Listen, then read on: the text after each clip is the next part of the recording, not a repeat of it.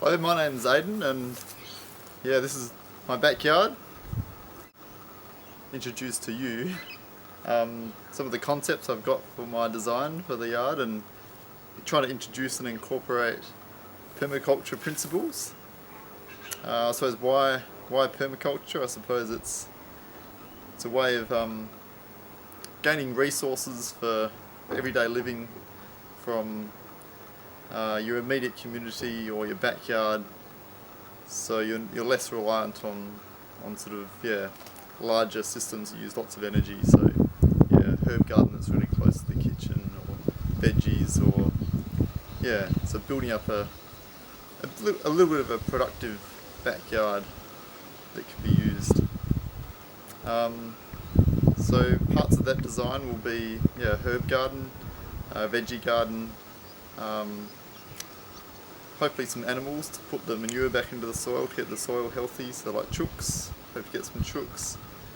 I'd like a whole flock of goats and sheep, but the space, it's probably not that big enough, so I might have to stick with the chooks.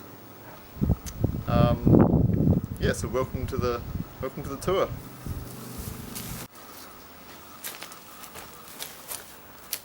So this is the backyard. Pretty much the bottom of the backyard. I don't know if you get an idea of the slope, but it's quite a decent slope. To demonstrate that, I'll roll down the hill.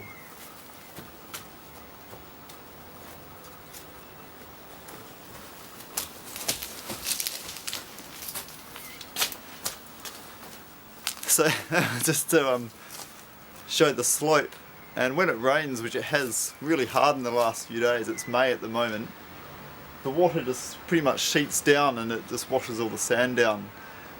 So what I plan to do is put maybe 1 or 2 swales in, so we can utilise that water that's coming down the slope and grow probably some fruit trees off it.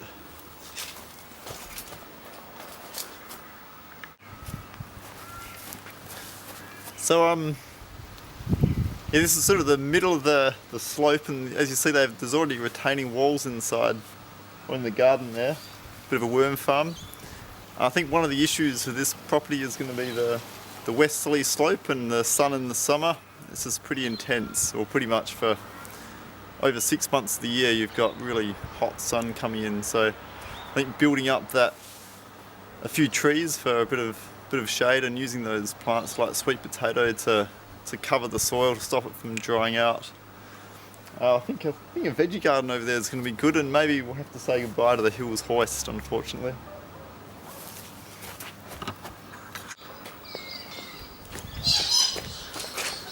So we've moved up into the back patio area. So this will be probably an area we'll be coming out quite a bit to and using quite a bit. So I think herbs would be a good spot, like keeping herbs close to the house, and things used frequently like lettuces. It's probably a bit dark to see, but there's already lots of rosemary there, so we can leave some of that in. And need to build up that soil. And also like to get a little sort of frog pond as well over here.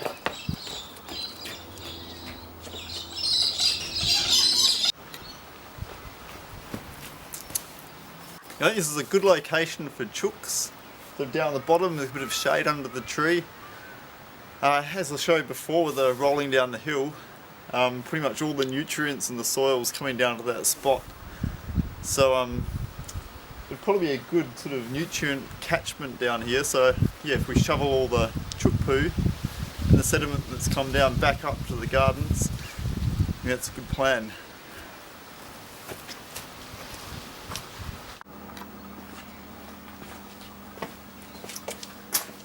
So we're in the side of the house here, and I probably should have explained this is south is that way. So as you can see, we've got some big shadows coming down this side, and it's nearly winter, so this bed here is not going to get much sun at all. So you have to be pretty strategic about what we plant there. You can see the hot water system. So that's up in the top 3 of your energy consumption appliances in the house. So it'd be good to get some solar hot water down the track.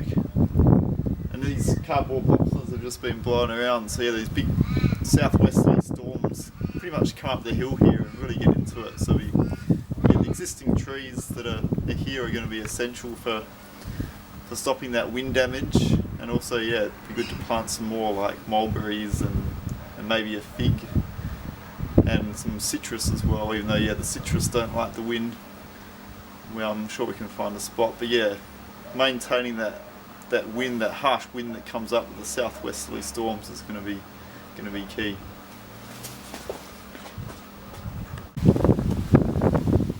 Part of the design concept is to have, once you just had the idea then, is to put some, maybe some fruit trees along that fence there, and then some lower canopy stuff underneath, and then maybe if I get the time, we can put a veggie garden in as well.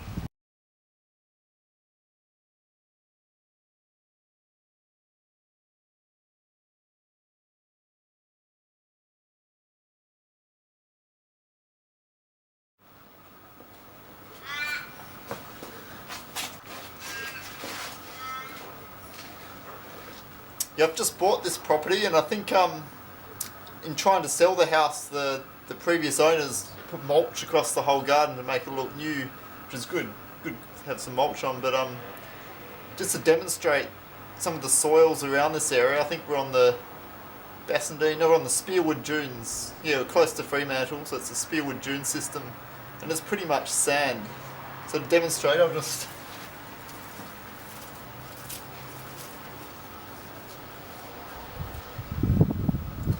It's actually doesn't look too bad at the moment. We've just had over 50 mils of rain, and it's actually holding a bit of moisture, which is rare. But usually it's very hydrophobic, this soil, and so we need to, it's going to be a challenge to build up that soil.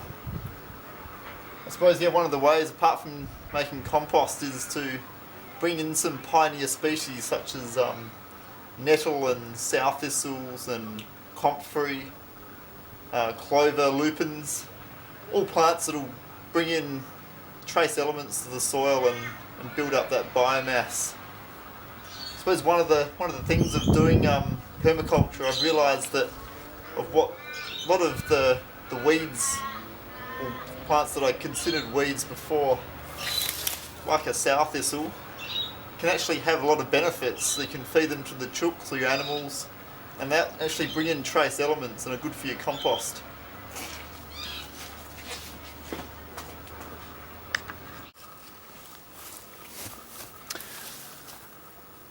So when we set the compost up, hopefully we will include about 50% of the browns, about 40% greens,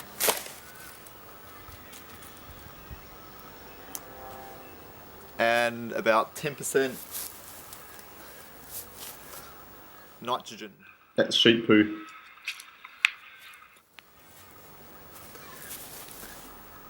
And then in a combination of moisture. Yeah, that's rain. Fungi and bacteria and microzoa.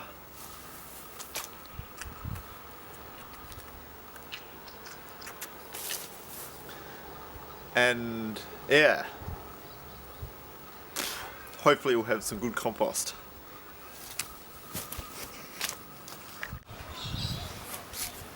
Just want to show you this amazing plant. It's sweet potato, and it just grows like crazy.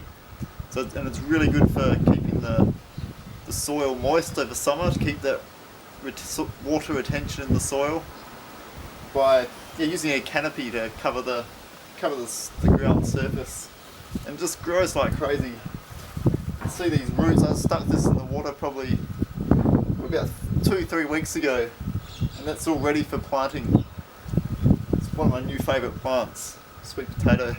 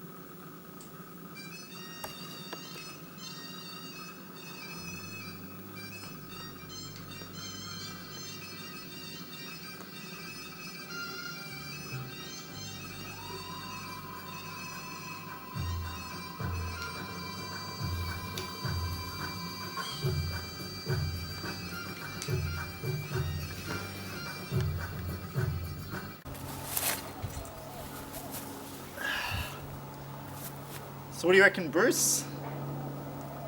Time to get into action? Yeah, let's go surfing.